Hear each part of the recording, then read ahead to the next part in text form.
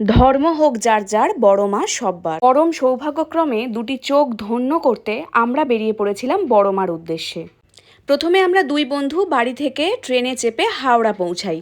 হাওড়াতে বাকি বন্ধুদের সাথে মিট করে ট্রেনে চেপে মাত্র ৪৫ মিনিটে আমরা পৌঁছে যাই চুঁচুড়া স্টেশন। হাওড়া থেকে এটাই সবথেকে শর্টকাট। এরপর টোটোয় চেপে ফেরিঘাট আর লঞ্চ মাত্র ২ মিনিটেই পৌঁছে দিল বড় মার মন্দিরের সামনে। পৌঁছে বুঝতে পারলাম ভক্তের ভগবানকে দেখতে পাওয়া এতটাও সোজা নয়। মিনিমাম ৯০০ লোকের পিছনে আমাদের লাইন ছিল। তাই লাইনে দাঁড়িয়ে দাঁড়িয়ে মানুষের কার্যকলাপ দেখছিলাম, মাঝে মাঝে ক্লান্ত হয়ে বসেও পড়ছিলাম।